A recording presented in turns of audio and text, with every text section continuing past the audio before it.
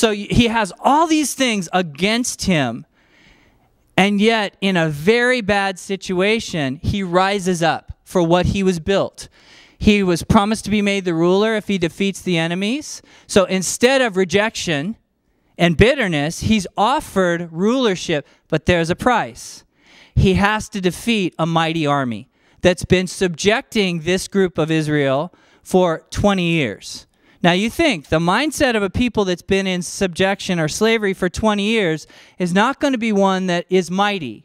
It's going to be beaten down. But Jephthah rises to the tide. Okay, you know that person you just talked to just a second ago?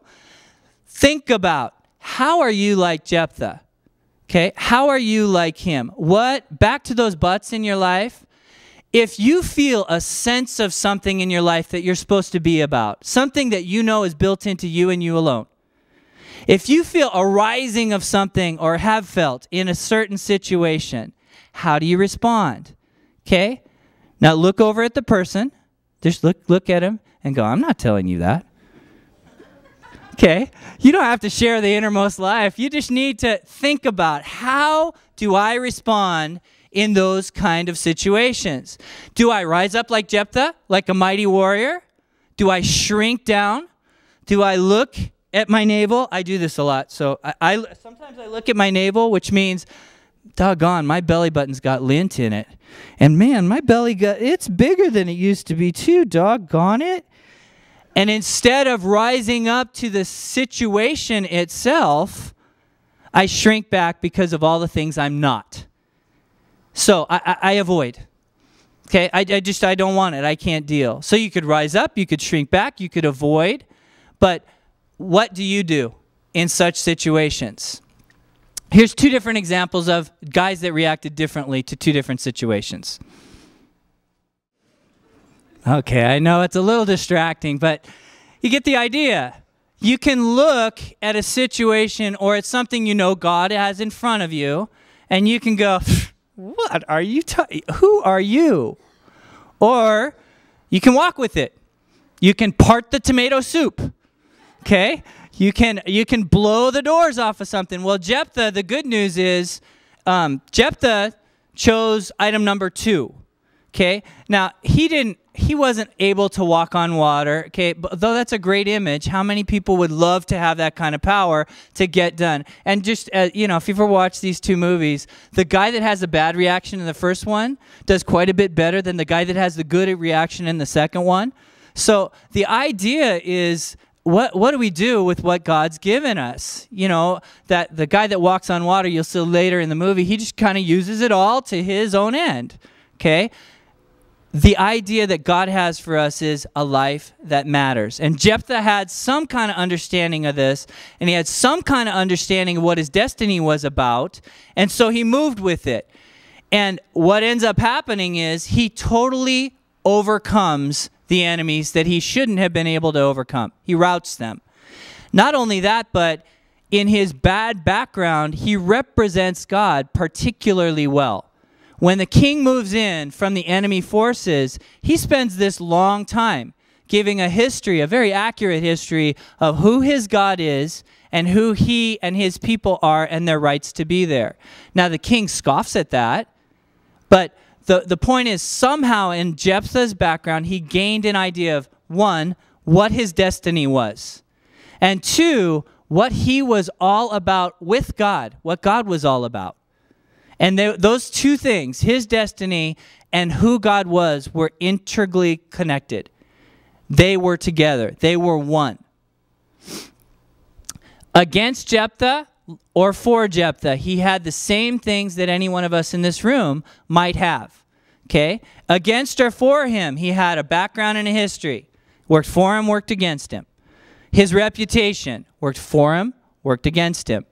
His might, his consistency, worked for him and worked against him. And his relationship with God. What ends up happening, though, on the great side of things is Jephthah overcomes with all these things. I'm not going to go through each of these items, but basically all of those things that could move one way or another, they move in this situation and they overcome. So he lives up to his destiny. He routs the enemy. He becomes the judge of Israel.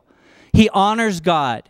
Okay? He achieves what he was born to do, despite his upbringing or because of his upbringing. With his gift mix, the things he was good at when he was born, the things he developed as he grew older, the things that he acquired along the way. All of those things, he meets his destiny. The problem is, he meets his destiny and he misses at the same time very, very badly. He really misses with a mighty miss. Okay, now I'm going to say from here on out, those of you that are students of the Bible or you're a Bible reader, I'm going to make an interpretation on the Bible that the Bible doesn't actually say. Okay, the Bible being the inspired word of God that God said he gave to us to get to know him by, okay, says some things and then it leaves some things to our interpretation. Okay, but I will say to you, just like that initial picture, Jephthah has a picture of who God is, and it works really well in overcoming the enemy.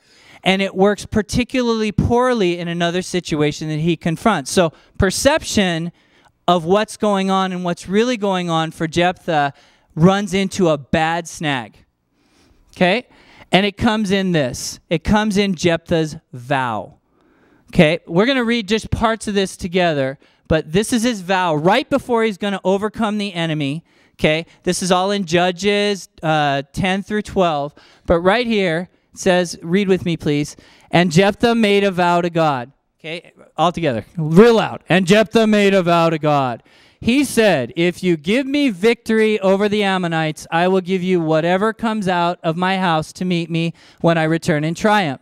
I will sacrifice it as a burnt offering. Now, you're going to see, you can read on ahead of me, okay? Jephthah has one daughter. One daughter. Now, he says, whatever runs out of the house, out of my tent, whatever runs out, I'm going to sacrifice. And he means sacrifice. Okay? So this mighty man that's built right as he's coming against the enemy, he's built for the time at hand, he gets nervous. Okay? Something happens inside of him. And he makes a vow to God based on what he knows of God. God is consistent. Based upon what he knows of God, God is mighty. What he knows of himself, whatever is going through his mind, and he says, whatever runs out, I'm going to sacrifice. I'll kill it. Well, what's he think's going to run out? His goat? His dog? Likely an animal or a person is something that's going to run. Okay, so in the heat of the moment, Jephthah loses an idea of what might happen from a vow he makes.